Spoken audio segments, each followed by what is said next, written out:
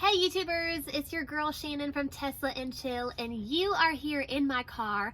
I am standing in my garage, and we are talking like this because I wanted to check out the new Cybertruck Easter egg. You've probably heard about yourself. I heard about it on Twitter this week, so I wanted to see it for myself really, because the pictures on Twitter I just don't think do justice. So we are checking out the camp mode in the car, and of course they say like in the background, if you look really closely, you can see the Cybertruck is like hiding back there. So this is what I did. I put my phone in the car and I put the car in camp mode. Now you have to wait like 30 minutes for like the campfire to pop up. Like maybe it's 30 minutes, I don't know, maybe it's less than that. So I put the car in camp mode. I took a quick shower. I have not even dried my hair because I was so excited to check it out. So when I put the car in camp mode, of course, like I was using my phone as the key, and so I didn't want to take my phone out, and I didn't want to disturb camp mode, so I actually crawled out the window. So now I have to crawl back in the window to like check this out. I probably could have done something a little smarter, maybe use like the key card that came with the car. That's just occurring to me now. But anyways, I am gonna try to like finagle myself back into the window so we can check out the Cybertruck. So please excuse me because this is not gonna be very graceful. Whew. Okay, I'm in. And you probably caught like a quick glimpse of my socks. Let me show you here. So these, quick side note about my socks, because I just found out about these and these are super legit. So these are called Stamps socks. You can see they've got that little thing right there, that's Stamps. And they are like the only socks I've been wearing for the past few months. My friend told me about them because I'm really weird and like I sleep in my socks. I never take socks off really. I mean, unless it's summer and I'm wearing flip-flops. But I always have issue with like socks like sliding down my shoes, or like the seam around the toe area like really bothers me. So these socks I found have been like perfect in every area. I even have like a sock dealer. So his name is Austin at the Portland Mall. He can literally hook you up with like any kind of sock you're looking for. And if you're lucky enough to like pop in there, sometimes his girlfriend is in there visiting, and she is like the sweetest, hottest, most gorgeous, nicest person you ever want to meet. So shout out to Rihanna too. But if you're in the area, check out Stamps, or you can buy them online. But really my whole point is like to go and see Austin because he's pretty cool. So, okay, back to the Cybertruck. This is it. Okay, so we are in camp mode here, and let me try to adjust it so you don't see much of the glare of the phone. But okay, here it is. And if you can see right here, can you see that? Let me try to adjust it.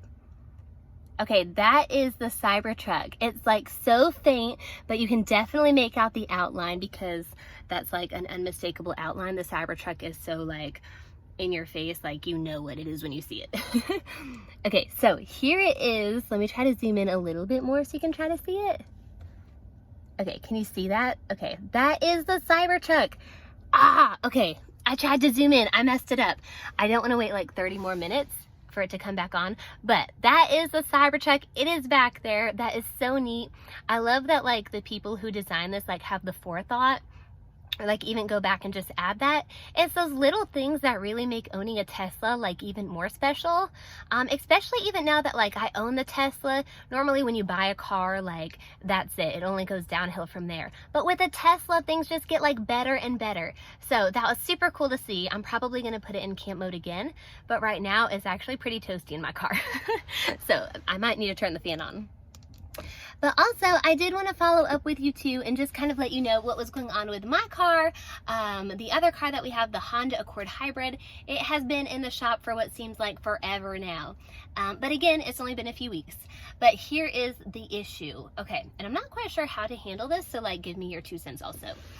So, as you probably heard in our other videos, so the car had been rear-ended, and then it was taken to like an impound lot, and then it was taken to the auto body shop where they discovered that there were rodents in the car. Oh, okay, no thank you. And I know for sure those rodents did not come from my house. My husband cleans out the cars like at least once a week. He cleans out the garage. There have been no rodents in my car since now. But it's at the car shop.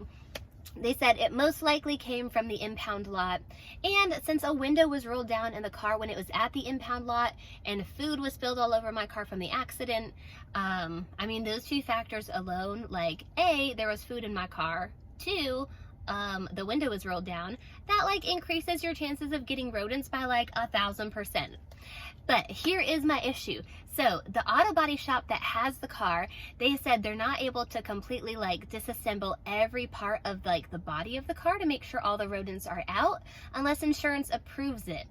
So they said they can like fix the car and they can set traps out around the car at night. So hopefully when everyone's gone, the rodents will come out and get caught in the traps. But they won't be able to guarantee that it's rodent free when it gets back to me. Which that is a hard no. I do not want a car that has or may have rodents still in it. No, thank you.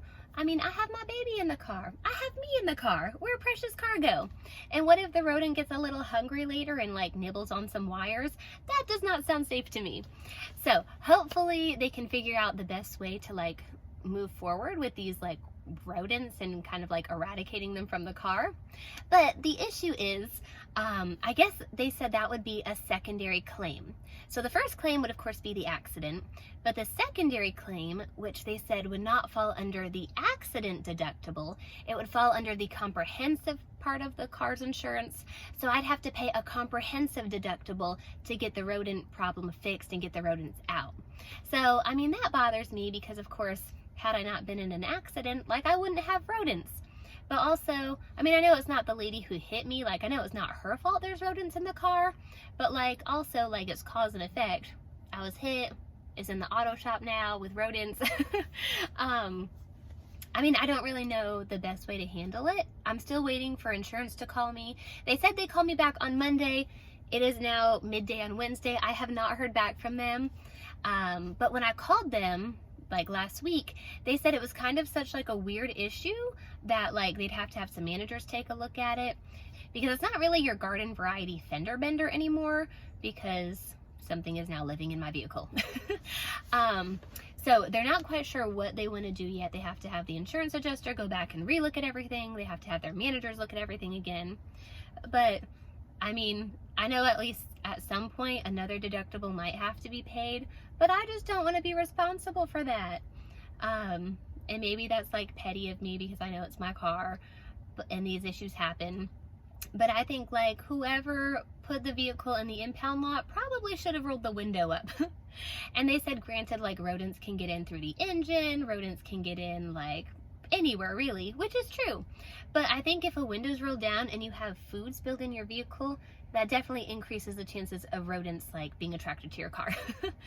So right now we're still waiting. We don't know what the insurance wants to do. I'll hopefully hear back from them this week. We've never had any problems with our insurance though. I don't want to like rag on them. They've actually handled everything really, really nicely. We've had this insurance company for years. Even a few years ago we had a car broken into, which was really sad, but they handled everything so seamlessly.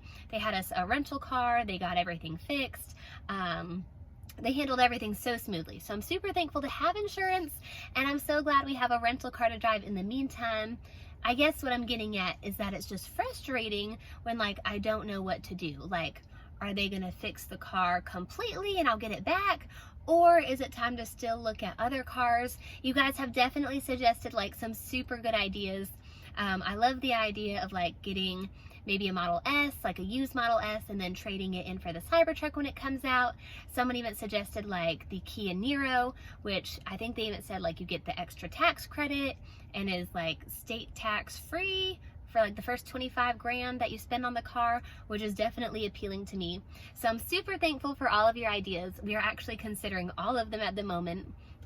And if I do get my car back, I don't really know if I want to be driving it anymore, just because like rodents give me the heebie-jeebies. But hopefully we will have a solution soon. I'll keep you posted on all of the changes as they come. So I am thankful for insurance. I think things will of course get worked out. I mean, that's like their job, is like to insure cars and fix problems that cars have. So I know it's not like the first time an accident has happened, and it's not the first time rodents have been in a car, but it's the first time for me, so I'm kind of taking it like one step at a time. But thank you for your support. Thank you for your suggestions.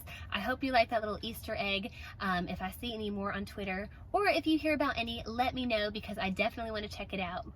So that's all I've got for now. Thanks for watching, and I'll catch you next time.